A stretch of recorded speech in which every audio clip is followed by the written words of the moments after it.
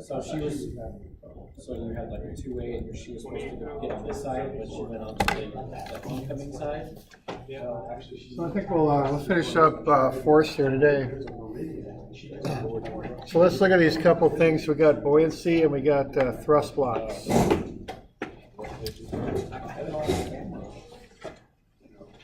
So the idea on buoyancy is that whatever water you move out of the way when you put an object in the water, so whatever water gets displaced is the word for that, moved out of the way,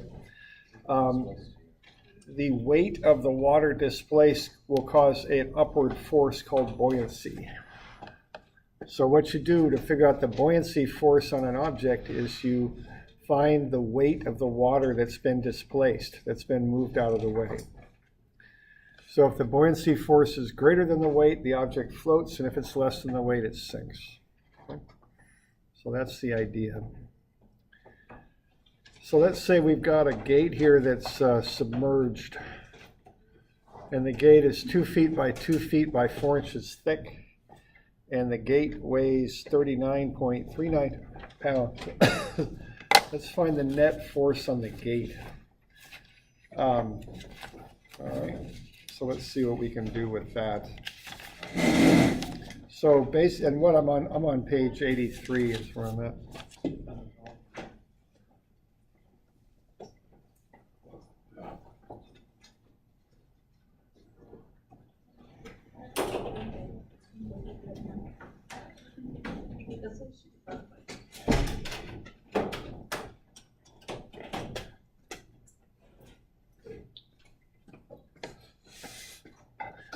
So what we're saying here is the weight of this thing is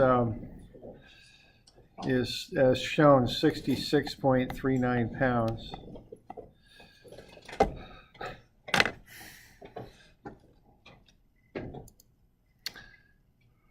It looks like we're going to have to reboot this thing. There we go. And there's also going to be a buoyancy force.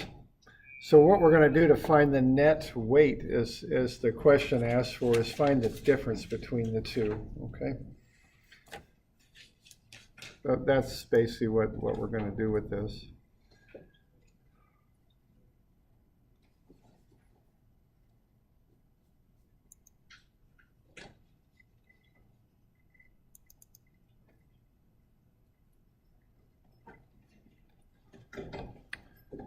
Oh.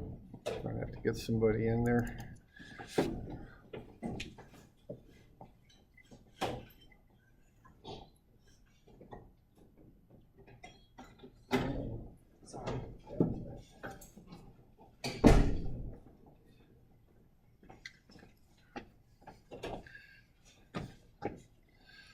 So the way I think about this one is if you're just hanging that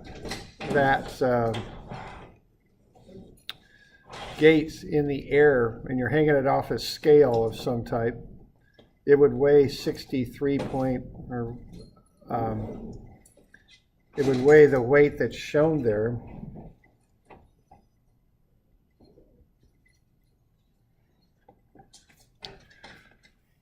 So if we had a gate like that and it's in the air and you've got it on a scale, let's say we're hanging it from a scale. So there's a scale. What that thing's going to weigh, what the scale's going to read is 63.39 pounds. All right. Now, if we do the same thing, but we submerge it in water. So let's say we've got, say the water's down here, the water level. Let's put a longer wire on it, and let's take that same gate and submerge it.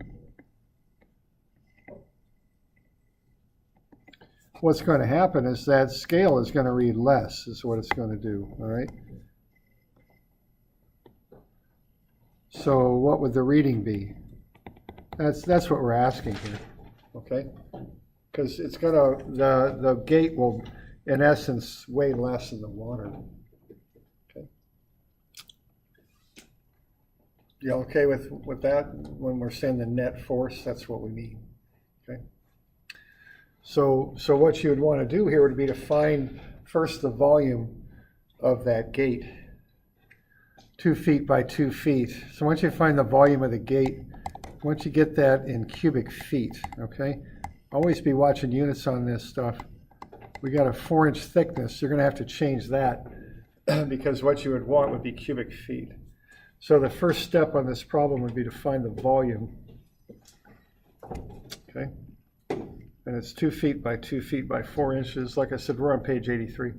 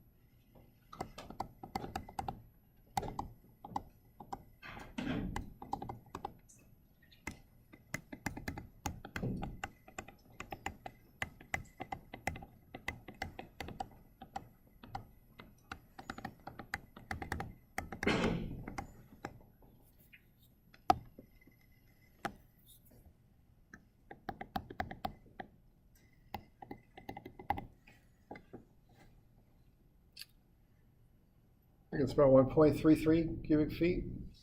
I'm doing all right with that. So as always with this stuff, you got to watch units. You know, it's important. Okay. So what we would do next here would be to find the weight, or the weight of the water, I guess, which is the buoyancy force. To do that, you take the 1.33 cubic feet, and then you've got 62.4 pounds per cubic foot.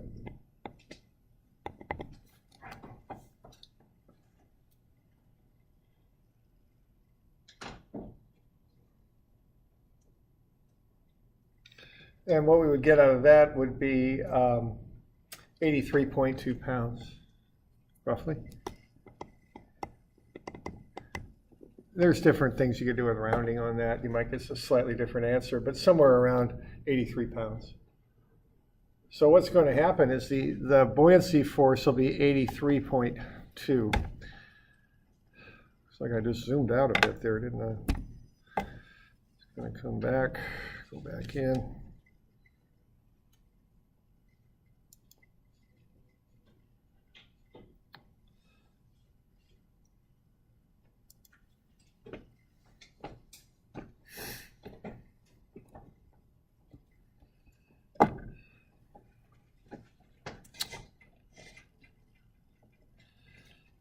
Huh.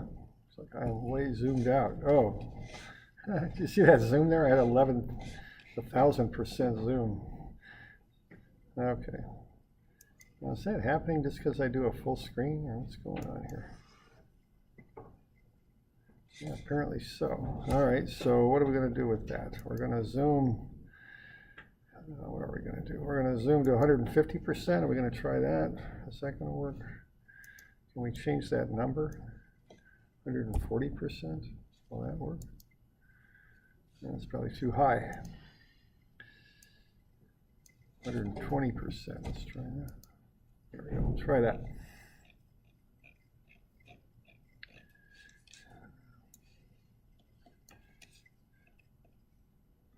All right, so our buoyancy force is 83.2 pounds. All right, so what's going to happen is this thing is going to have a couple forces acting on it now. It's going to have the weight of the gate, which acts down, and the buoyancy force, which acts up. Okay, so between the two, we'll get a net force on this thing. So what we're going to have then would be this buoyancy force is 83.2 pounds, and the downward force is the weight, and that's 66 0.39 pounds. So what we want is the difference. That'll be the net force. Okay. And you just subtract them, and you're going to have 83.2 minus 66.39. And you just want to find the difference. Okay, so that'll be whatever that is that 16.8 or something? Is that it? 7, 8. I think it's about 16.8 pounds. And the net force is up. Okay. So if we have that sluice gate under the water, there's a net upward force on it. If there's nothing holding that sluice gate, what's it going to do? Yeah, it's going to pop up, right? Because there's a net upward force on it, it'll move up. So this is made out of wood, so there's more upward force on it than the weight pushes down or pulls down. So yeah, if you take a block of wood and hold it under the water, you got to hold it. It'll pop out and float if you don't. Okay, so that's what's going on there. Okay, so what you do there to find the net force is you find the buoyancy force, and then subtract off the weight, and that will get you the net force upward in this case.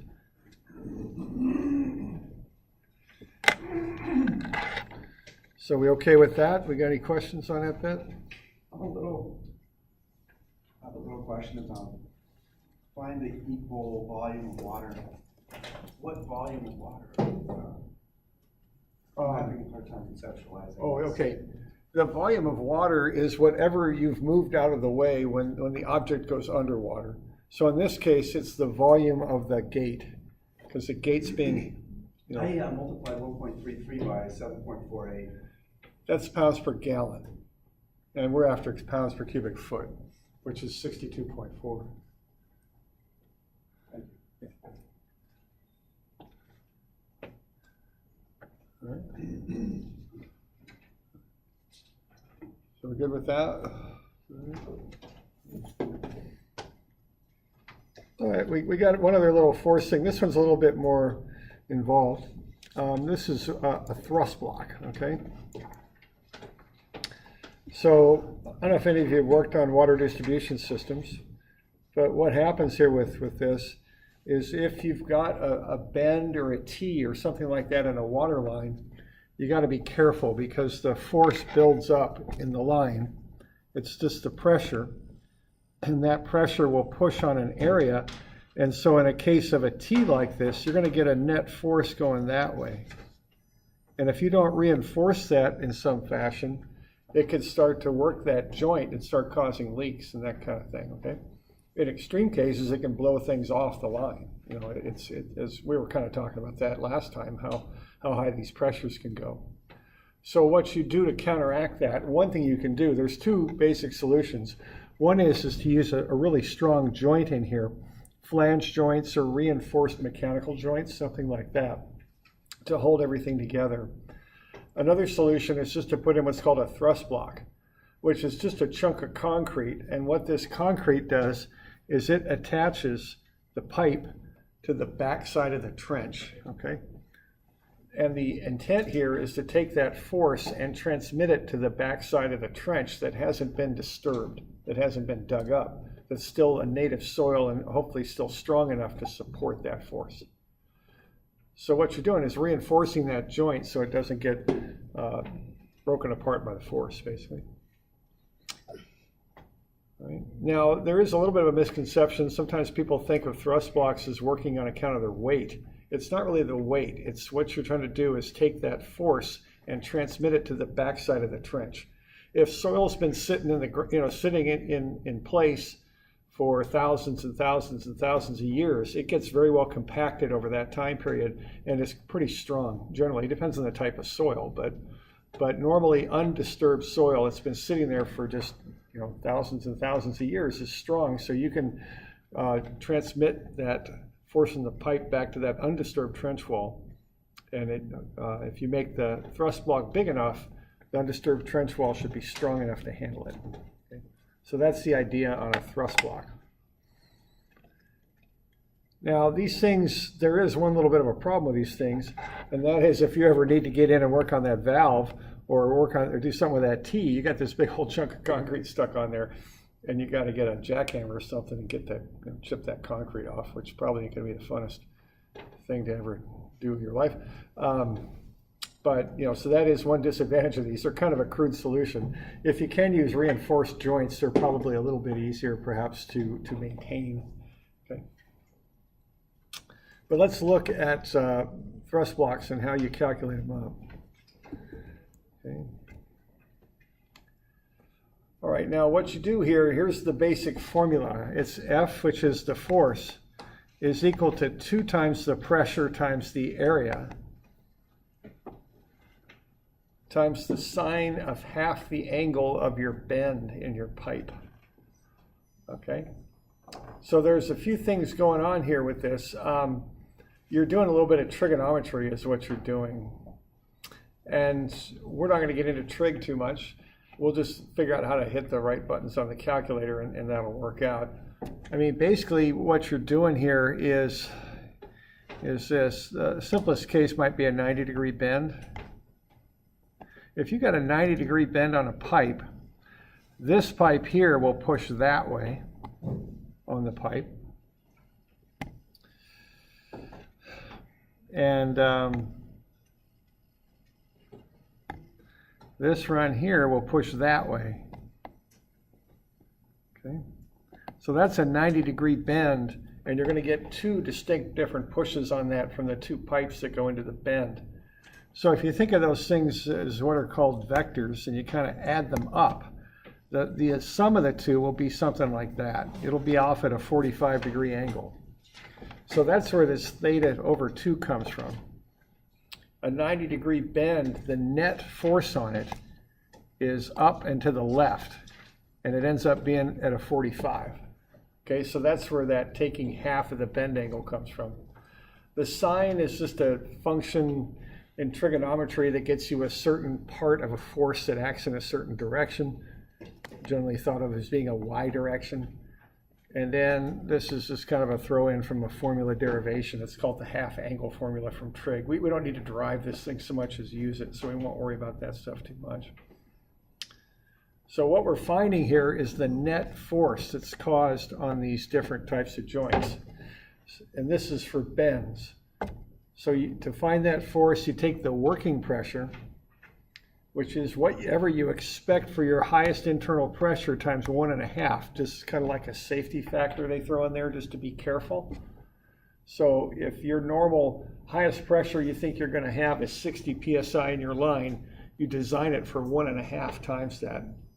So 90 psi is what you design for, just to be careful, okay? A is the area of the pipe in square inches, and theta is the bend angle.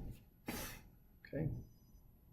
So why don't we just run one of these once? Let's say we've got, just to practice this, let's say we got a pressure in this line of 80 psi. And this is our normal, this is our expected pressure.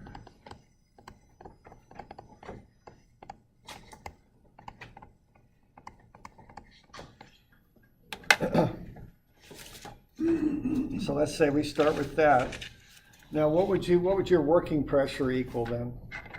What would you actually calculate on? 1.5 times. Yeah, right. So you take this highest expected internal pressure and take 1.5 times it to get the working pressure.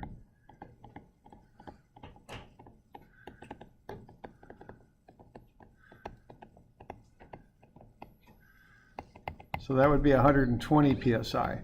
So that's what you design this for. Let's say we've got an 8-inch pipe.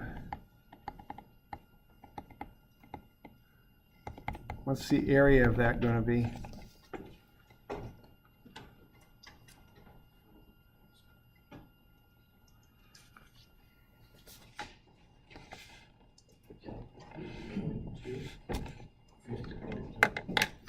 Yeah, 50, that sounds about right. You're going to do pi r squared. Now remember, an 8-inch pipe has a radius of half of 8. The radius of an 8-inch pipe is 4. You're gonna square that multiplied by pi is how you get to the area.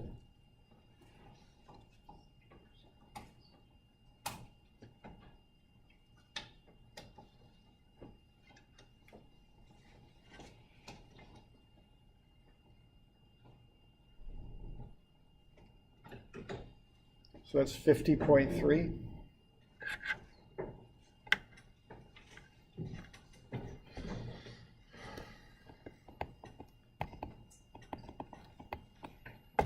Okay.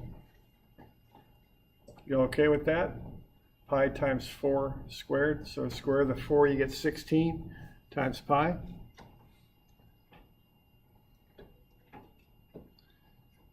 All right. So if we're going to calculate this up, what we've got is the force is 2 times not 80 psi, but 120 times the area, 50.3, and then times the sine of 90 over 2. Okay, for that 90-degree bend. So what that's going to be is the sine of 45, because 90 over 2 is 45. Once y'all get on your calculators and hit 45, and then just hit the sine key and see what comes up. Yeah, what ought to come up is 0.7 and 707, something like that. Everybody getting 0.707 when they do that? So just a little bit of trig here, and again, we don't got to derive it, we just got to know how to use it. Okay, yeah. So how come you can't, why do you have to use 40, why can't you just use the 90 and divide that by 2? Because this is a formula that's kind of based on a trigonometric derivation, and it comes from this. If the force in a 90-degree bend is going to have 2 pieces to it, one to the left and one to the right, or excuse me, one up and one to the left. The net force is up left at 45 degrees. That's why you use 45. You're not calculating the bend angle, you're calculating the direction of the force is really what you're calculating. Okay. All right, is everybody getting 0.707 or something like that for that sine of 45? Want to be sure. If you're not, you might be in something called radian mode. Yeah, let me know. Is everybody do a sine 45? Y'all getting 0.707? Anybody not getting it? You might have a little calculator issues if you're not. When are we supposed to hit our sign button? At the very end of the numbers? Number and so. Yeah, number and then sign is normally how they work. Every calculator can be a little different, so that's why I want everybody to do it. You said numbers, then sign? Yeah, right. Go through all the math, then hit the sign. Well, hang on. I guess what I do, first thing, be careful when you lump stuff together, you know, that can cause a problem. So I would start by going 45 sine. That'll get you that number. Then times 2, then times 120, then times 50.3. You know what I mean? Be sure you're doing the 45 sine. And then do the math. Then do the rest. That sounds good. Okay. And so you can run the numbers on that.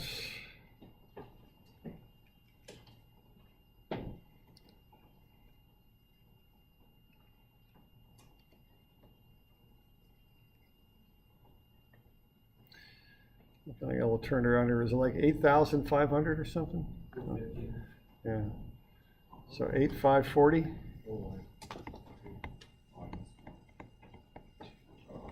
So like that anyway. Is that right? We okay? I mean, I kind of had some problems too here, so let's be sure. So 240 times 50.3.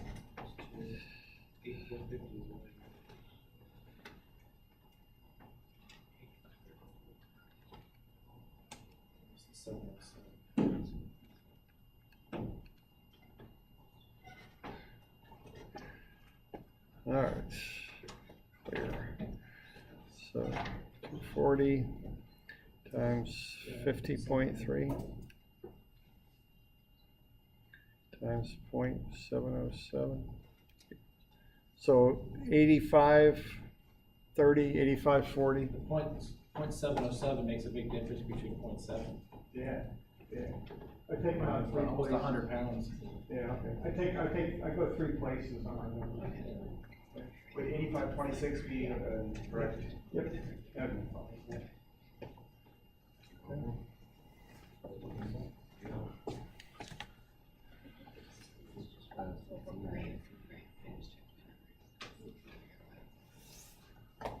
All right, so we okay with that? All right.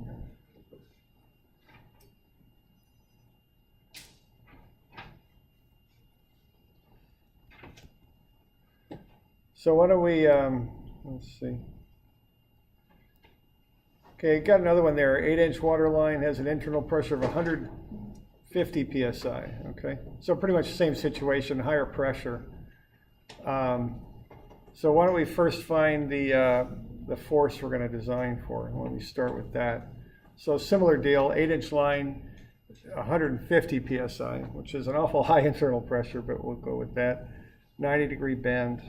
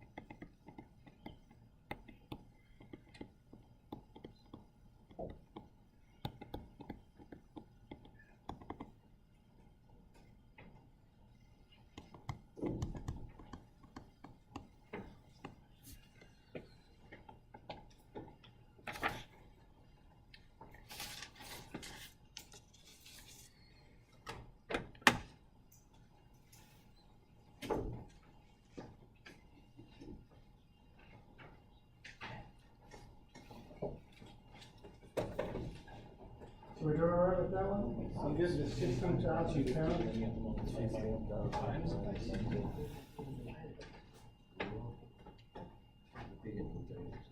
That's just the standing pressure.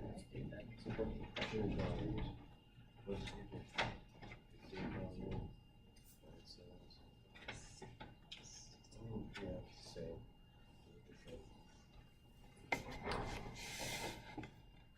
Okay, so we good? Any questions on that? Okay. So let's see how big we'll size this thrust block if we're okay with that. Okay. Now, what you look at to size the thrust block is the soil and how strong the soil is. You know, you got different kinds of soil that have different characteristics. This particular soil can handle 3,000 pounds per square foot. Now, that might be a typo in your book. Does it just say 3,000 pounds per foot in your book? Yeah. Yeah, it ought to say square foot. So what that says is every square foot of soil can handle 3,000 pounds pushing on it, and the soil is strong enough to do that, okay?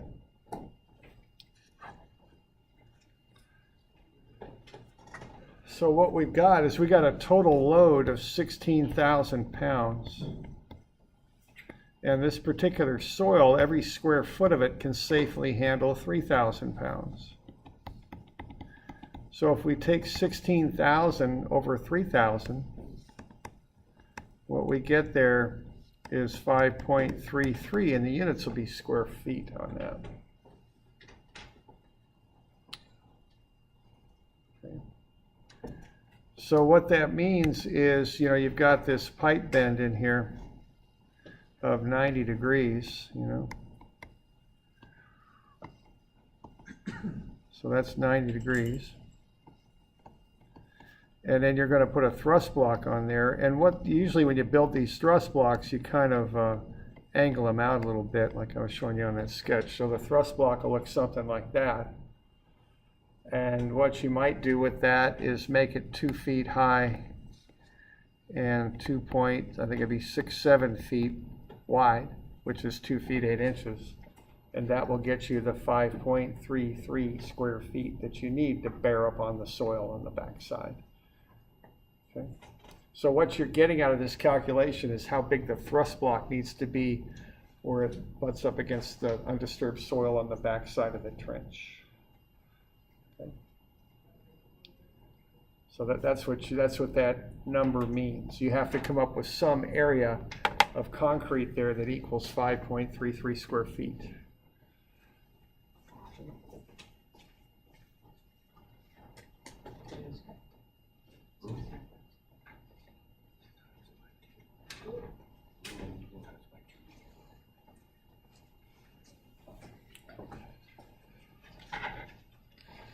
So we all right with that?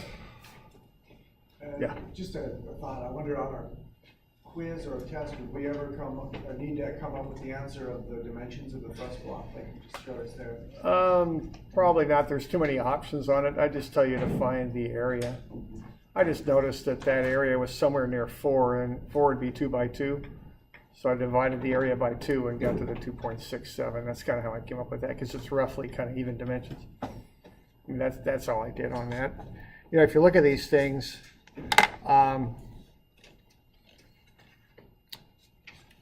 actual thrust blocks, usually they're not super tall. Usually they're a little bit wider than they are tall from my experience. So they look something like that. So. And, you know, if once, as a city develops, people will get pretty used to the soils that are there and all that. They probably wouldn't run this number every time they needed a thrust block unless it was going to be really big. You know, if you're doing average pipe in Albany, they take a certain size block, they pour it every time. They don't calculate it every time, test the soil or anything. They just do it a certain way every time, based on their experience. You know, it's funny. There's a lot to know about dirt. It's, you know, there's people that make their whole living just knowing about dirt.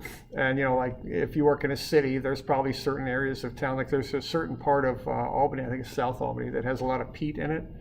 And that just eats up services. It's really corrosive. You know, they know that, you know, so they're on top of that part of it. They know a lot about the soils in different part of this town if you work with them long enough. You know, that's kind of what I'm getting at. So, okay. All right. So this particular number here, we came up with 5.33 square feet. You know, something like that. All right.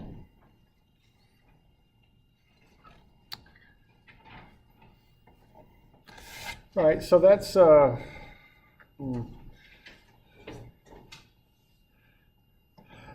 I'm just kind of doing the math in my head on this. All right, so we'll get you some homework on this because this finishes up that chapter. And so I think we'll go 8.1 through 8.9. And it looks like I'm going to be out of town Friday. So we'll skip class on Friday, okay? Because I'm going to have to be out of town.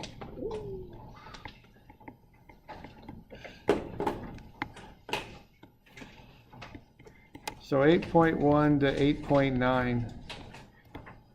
That'll be due Wednesday. We'll cover it Monday in class. So that'll be due Wednesday, which ought to be the 17th, I think. Okay.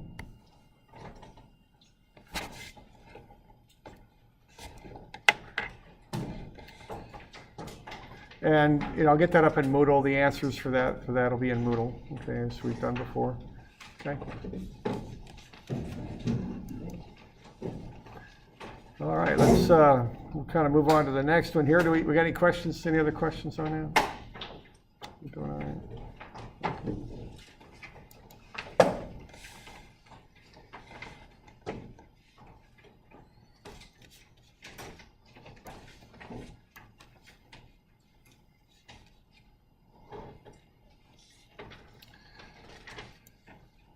All right, so the next one is flowing water. So what we've been doing here is, the fancy word for it is fluid statics. It's static, it's water that doesn't flow. We looked at specific gravity and density and pressure and force. Okay, now we're going to start looking at what happens to water when it starts to flow.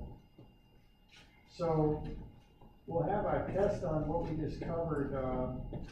It's probably going to have to be a week from Wednesday, right? Because you're going to turn your homework in on Wednesday. I can't get it back to you Friday because a lot of you aren't here.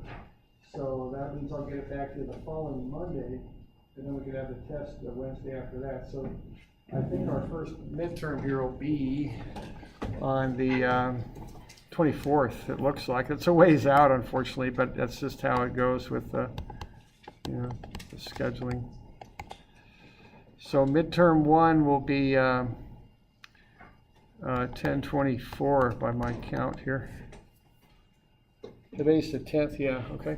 And I'll get you a review sheet for that and all that stuff, maybe some sample problems and things, okay?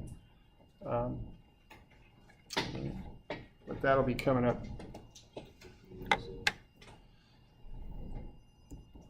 All right.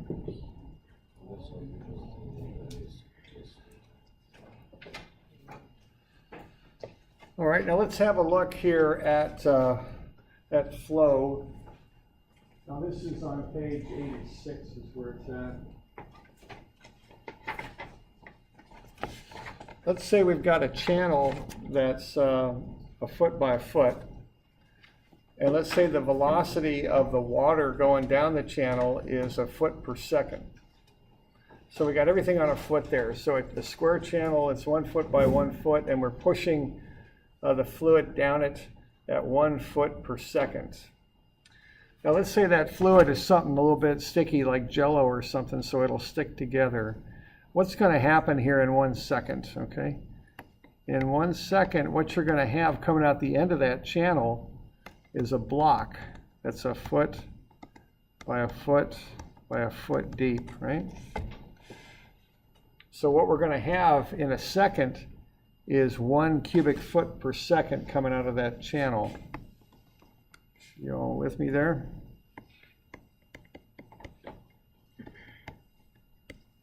That's what will be coming out of that channel. Now what that's referred to is the flow rate. And for some reason they used the letter Q for that, which might mean quantity. I'm not quite sure. That's Q. Now, what's going into that then is how fast the water's moving times the area.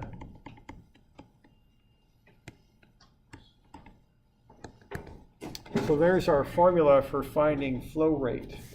If you know the area of a pipe or a channel, and you know the velocity of the water going down the pipe or channel, you can find the flow rate, what they call the volumetric flow rate, the volume that is going by each second. And if you look at gauges and things, quite often they're velocity gauges is what they are. You put them in a pipe, you calculate the area of the pipe. The gauge will tell you the velocity, then you just multiply it up by the area of the pipe, you get the flow rate. You know, that's often how that works, okay?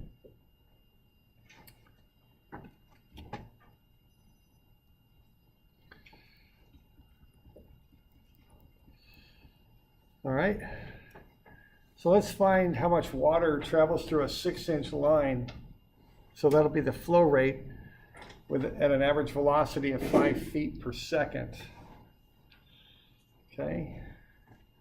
So what we got here is the diameter of the line. That's how you call out pipes. Is 6 inches. So find the radius, and then find the radius in feet. Because we want feet here because I've got the velocity is 5 feet per second. And usually when I do channels like this, or flows, the normal unit is cubic feet per second. So let's get to the radius in feet. And then once you've got that, find the area. It's a circular channel. So that'll be pi r squared. And then once you've got that, look at the flow rate, which would be the velocity times the area. So that's the steps to get this done.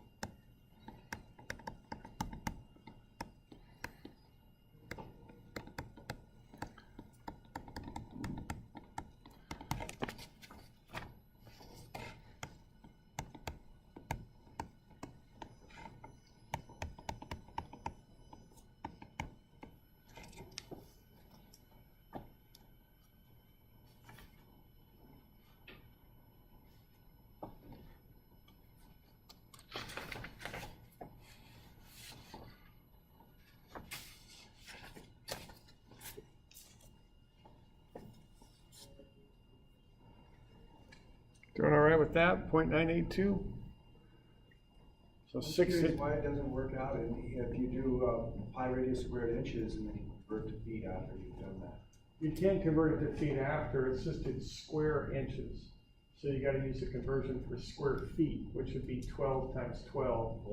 You've gotta divide by 144, not by 12. Because you put inches in there twice to get the square inches. So you gotta take it out twice to get back to feet. Square feet, I guess I should say.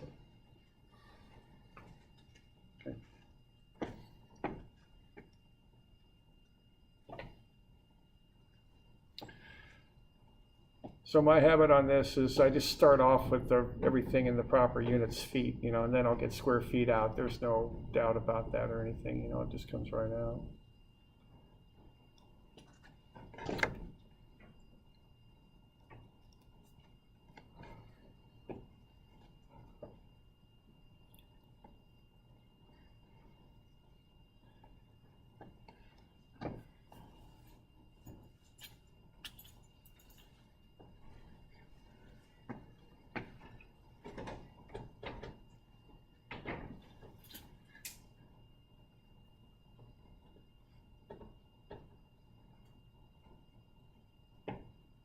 Okay, we good?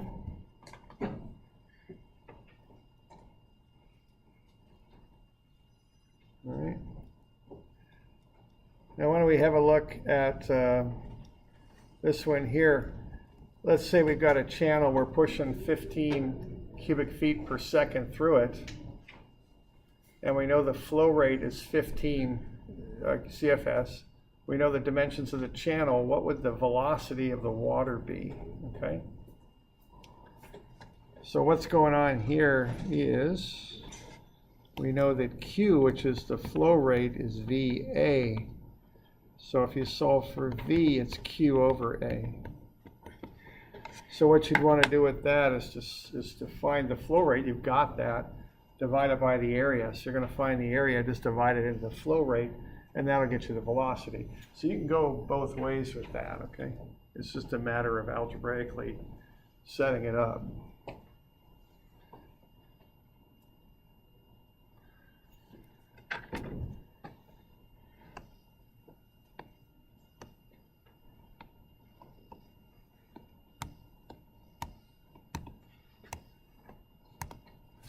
You know that trick there, cover up what you want to find and then do whatever is still there. So if you want to find, in this case, V, you cover up V and you get Q over A. If you want to find Q, cover that up, you get V times A.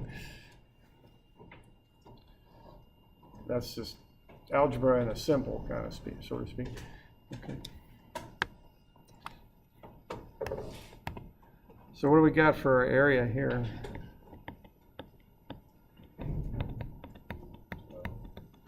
Yeah, it's 12 square feet.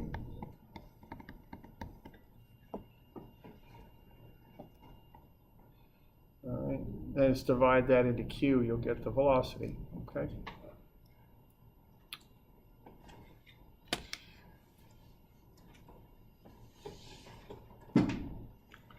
Doing all right with that? So we divide that into 15? Yep, right. So the velocity would be Q, which is 15. Now that's CFS.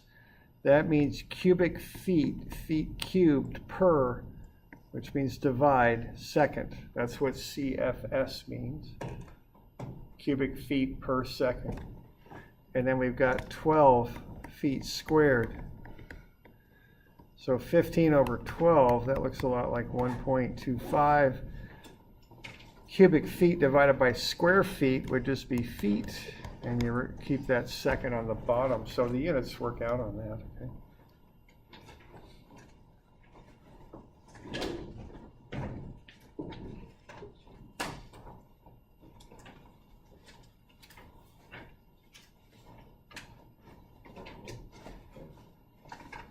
We doing all right on that?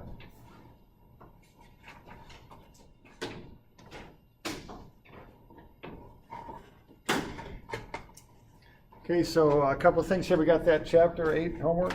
Okay, do that for, we'll cover it on Monday. It'll be due Wednesday, and then a test the week after that, a week from Wednesday.